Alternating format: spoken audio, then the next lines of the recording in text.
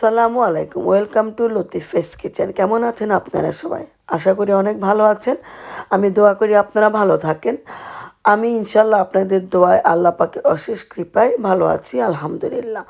আজকে আমি আপনাদেরকে করে দেখাচ্ছি পটল দিয়ে রুই মাছের ঝোল। যদিও খুবই স্বাভাবিক একটা নর্মাল তরকারি, কিন্তু তারপরও আমি কিভাবে করি সেটাই আপনাদের সাথে জাস্ট শেয়ার করলাম। এখানে আমি রুই মাছটাকে একটু হলুদ আর লবণ দিয়ে মেখে রেখেছিলাম 15 মিনিট। তারপর এটাকে আমি কড়াভাবে ভেজে নিয়েছি। ভাজার সময় আমি একটু তেল বেশি দিয়েছিলাম, সেই তেলেতেই আমি কেটে রাখা পটলগুলোকে আমি দিয়ে সামান্য একটু হলুদ আর লবণ দিয়ে কড়া একটু ব্রাউন করে ভেজে নিয়েছি। এবং ওই তেলেই আমি দিয়ে দিয়েছি মিডিয়াম সাইজের একটা পেঁয়াজ আর একটু রসুন কুচি। তারপর যখন একটু লাল হয়ে আসছে সেখানে আমি একটু পরিমাণ মতো লবণ দিয়েছি। তারপরে দিয়ে দিয়েছি একটু গরম পানি। সেখানে আমি দিয়ে দেব হাফ টেবিল চামচ করে মরিচ, ধনিয়া আর হলুদের পাউডার। আমার দেখতে তরকারিটা দেখতে একটু কালো কালো লাগছে, তার কারণ হচ্ছে আমি একই তেলেই সব কিছু করেছি। যে তেলে আমি মাছ ভেজেছি সেখানেই আমি পটল ভেজেছি, সেখানেই আমি রান্না করছি। তাই হয়তো কালারটা দেখতে এমন লাগছে, কিন্তু খাওয়ার জন্য একটু পরিবর্তন হবে না, খেতে খুব মজাদার হবে।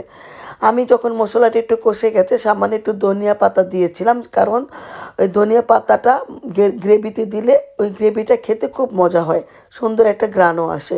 আমি তখন ওই মশলার সাথে আমার ভেজে রাখা পটলগুলোকে দিয়ে 2 মিনিটের মতো একটু ভালো করে কষিয়ে নিয়েছি। এখন এখানে আমি পানি দিয়ে দিব, যেটা আমি গরম পানি করে রেখেছিলাম সেই পানিটা। আমি কিন্তু পানি অনেক বেশি দিব না, কারণ আপনারা জানেন আমি পটলটা আগে ভেজেও নিয়েছিলাম, প্লাস এটাকে আমি মশলার সাথে একটু কষিয়েও নিয়েছিলাম। পটল হতে খুব বেশি সময় লাগে না। এইভাবে আপনারা রান্না করে দেখবেন, আশা করি আপনাদের অনেক ভালো লাগবে। আর যদি ভালো লাগে তাহলে লাইক কমেন্টস করবেন।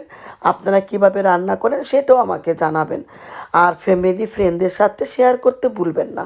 এখানে আমি মাছগুলোকে দিয়ে দিয়েছিলাম যখন একটু উঠতানি হয়ে গেছে, সাথে গোটা 4টা কাঁচামরিচ আমি দিয়ে দিয়েছি।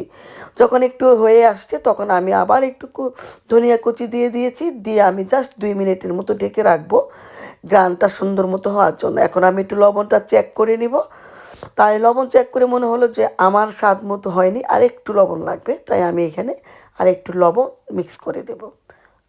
তাই দেখতে পাচ্ছেন আমার তার তরকারির কালারটা এখন হয়ে গেছে। আমি একটু জাস্ট নাড়াচাড়া করে এটাকে নামিয়ে নেব।